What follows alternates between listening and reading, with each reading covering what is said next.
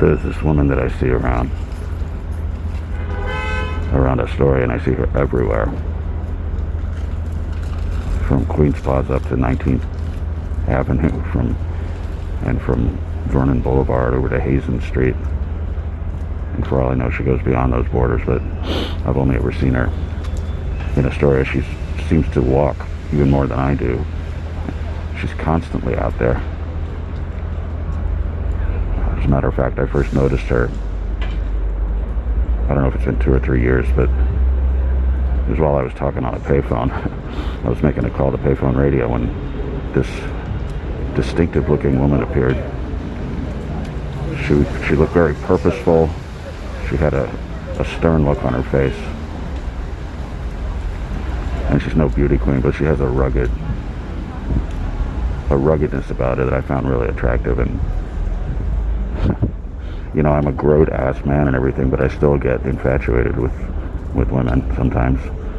I don't know if I should be embarrassed or happy about that. Whatever the case, I just saw her again for the first time in months,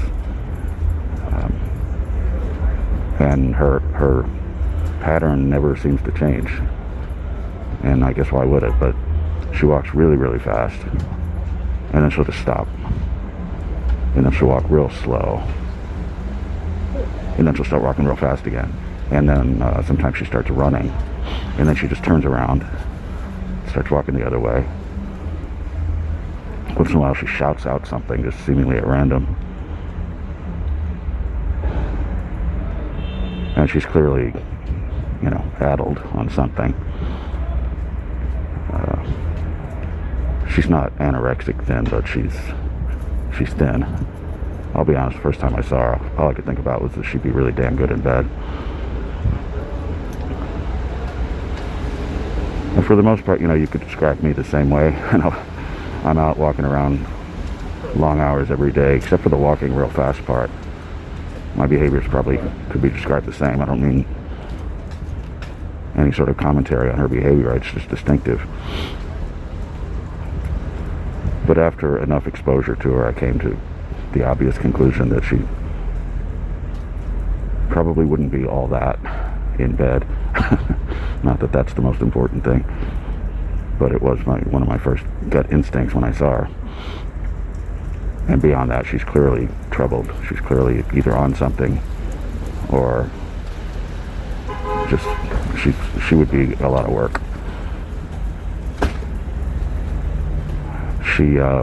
We've had no direct contact, but one time she flashed me a smile, because I think she became aware that we were crossing paths repeatedly. At least that was my interpretation of it. So like I said, I just saw her again, and the infatuation was briefly rekindled. And I tried to follow her, but her patterns make her hard to follow, because I don't want her to know I'm following her. Although I do want her to know I'm following her, but not really. So I did sort of stop and turn around to see where she was going, but it's the same thing. She stops, turns around, looks around. She seems like she's not really with us in this world, but at the same time she seems hyper aware. I think she recognizes that she's a character around here, a character.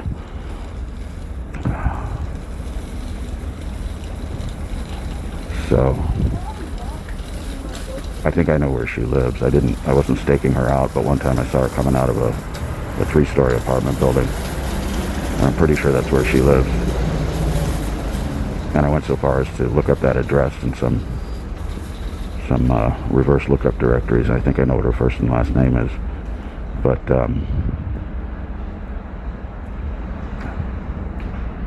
I gotta stay away from trouble, you know? I don't know how to stay away from trouble. Speaking of this sort of thing, I've lately been considering doing something that in the past I would have said absolutely no to. I've been thinking about soliciting prostitutes. And it's not because I'm some sex-starved horn dog, although I kind of am, but it's just for the life experience. It's kind of in the same spirit that I did coke once. And that just sort of happened. I felt safe. I was among friends.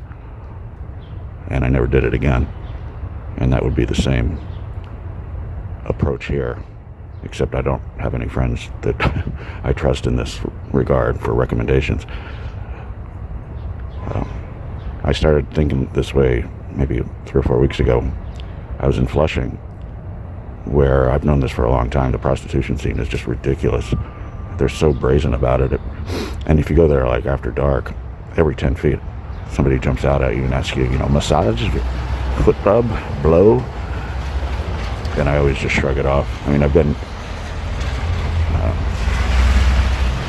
approached by hookers as much as any guy, and I just either smile and say no or just ignore it or shrug it off.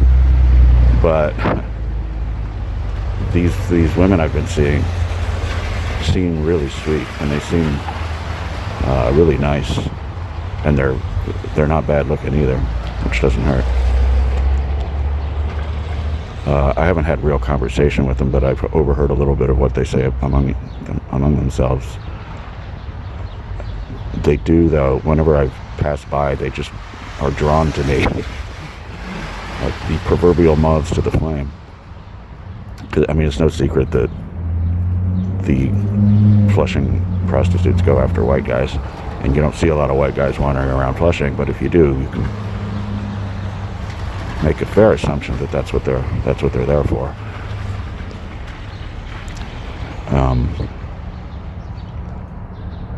But there's virtually no way I'll actually go through with this. And there are people in this building now.